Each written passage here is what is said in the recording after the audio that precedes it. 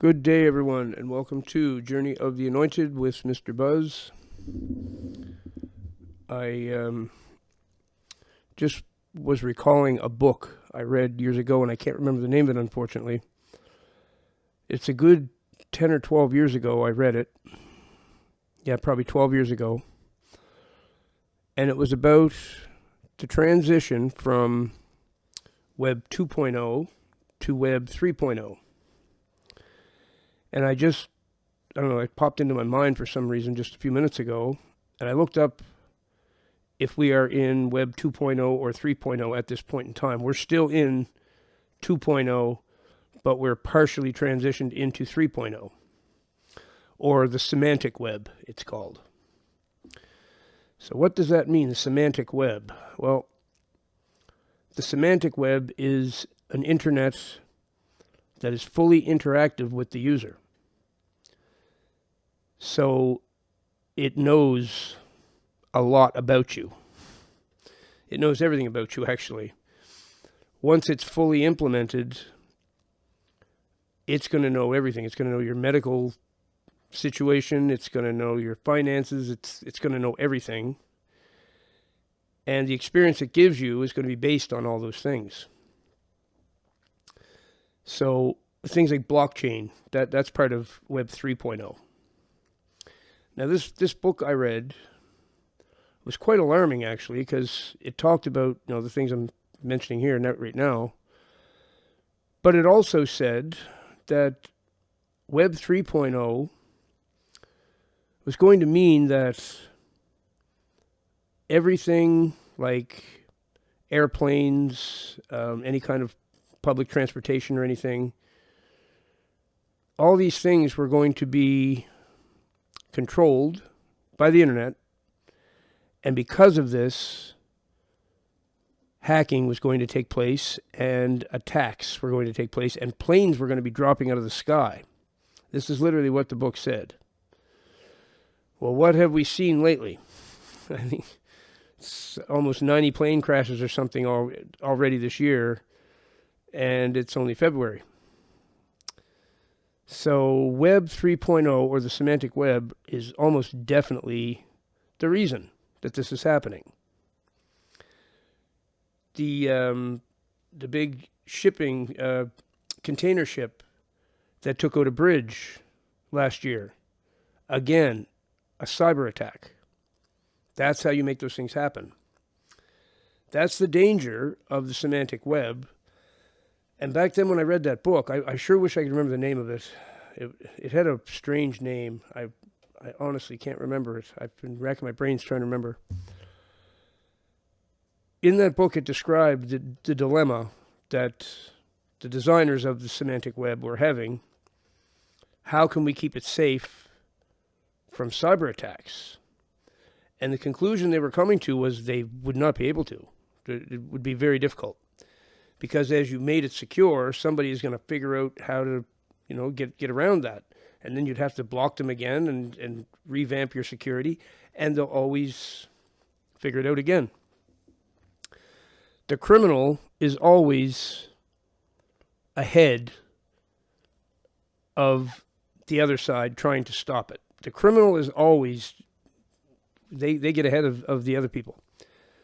It's that way no matter what. It's that way with drugs.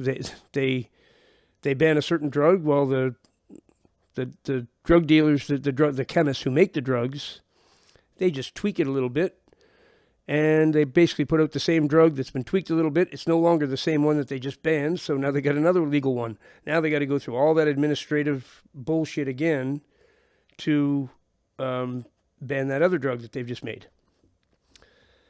So this is a problem with the semantic web. Our banking is not secure. Our credit cards and stuff, pretty much anything financial, not secure at all. The criminals they spend 24 hours a day trying to figure out how to hack into stuff, how to do cyber attacks on stuff, how to make things like planes fall right out of the sky, which, obviously that's what they've been doing.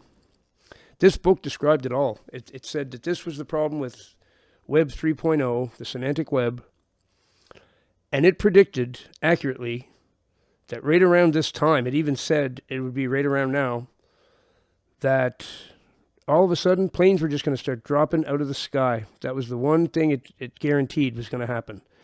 And it seemed, whoever wrote the book, I can't remember the author either, whoever wrote the book knew of some groups who were planning to do this. He didn't mention exactly who they were. He didn't want to accuse anybody. But he said there were groups who he knew for sure were planning to do exactly this. And he was obviously accurate, because we got planes dropping out of the sky. Talked about train derailments as well. That's right. That was the other thing, was train derailments. And we have seen a whole bunch of them, haven't we? In places where they want to contaminate the land, contaminate the rivers. They're trying to expropriate that land. They're trying to get it so that it's not fit for humans to live on it. So in East Palestine, I think it's called, in the States, that was where the first big train derailment was. And the train had tons of toxic chemicals and nasty, nasty stuff. What did they do after it derailed and crashed? They set it on fire. And the worst chemical shitstorm you ever saw went right up into the air. It contaminated everything. It was horrible. But the water there is now contaminated. The soil's contaminated. It's terrible. And it was done on purpose. It's very clear that they did that on purpose. That was all covered in the book too. That's the other thing. I forgot about that till just now. Planes falling out of the sky and train derailments. They said were inevitable. They were both going to happen right around this time. And there we go. So, according to what I just read, we're still in 2.0. We're transitioning to 3.0. When we're fully in 3.0, or the semantic web, you're going to wake up, you're going to go to your computer, and it's going to probably ask you to put your fingerprint, your finger on something to prove it's you, or it might be retina scanning. Your eyeballs will have to be scanned to prove it's you, something like that. And then it will talk personally to you, say hello, say your name, and here's some suggestions for this morning. You should do this and you should do this. And it's going to try to actually influence your day and try to tell you what to do. And the ultimate goal is to have everybody listen to it and let it give us orders. That is, the people who are designing it, that's what they want. They want to be able to program this thing. Well, it's AI, so you can only program it so much, and it goes on its own is the problem. But they want the AI to run our lives and tell us what to do. And they've even talked about how they're going to make it law, that we have to do whatever the AI says. It's actually really disgusting and hideous what their ideas are. So most people they haven't even heard of this. They don't even know what Web 2.0 or 3.0 are. We're not too far from being fully transitioned into 3.0, but there are problems, obviously. There's planes dropping out of the sky. There's trains being derailed. There's cyber attacks on major infrastructure. That bridge was taken out. I mean, it's obviously not secure, and there's a lot of concern about this. But you know how the techies are. They go full speed ahead, but they're looking in the rearview mirror the whole time. They don't look ahead. They just look back. Say, okay, we don't want that anymore. We want something new. We want to go this way. But they're not watching where they're going. And we end up with planes dropping out of the sky and trains being derailed and our bank accounts and everything being compromised and absolute mayhem because of their recklessness, right? So I just thought I'd make a quick video on that for those who've never heard of semantic web, Web 3.0. Who knows where it goes from 3.0, or maybe it doesn't go anywhere. Maybe that's as far as it'll ever need to go, because that's going to have full control of everything. The Internet of Things, okay, that's something you might have heard of. The guy who announced that to the world, he said, I'll put it this way. If it can be hooked up to the Internet, it will be hooked up to the Internet. And that includes human beings. Okay, so that thing they want to stick in there, well, that is one of the main reasons for it. And I don't care, anybody can argue with me all they want. I know this for sure. I have researched the guts out of this. That's one of the main reasons they want to get that in you. That will give them the ability to hook you up to the Internet of Things and control you like a character in a video game. Promise. That's one of the main things it's about. And the other thing is to mold you into what they want. That's why mRNA is so... That's a dream come true for them. They've been doing it to us anyway through those for a long time, molding people and not telling us about it. They've been using that kind of technology for years and years and just being hush-hush about it.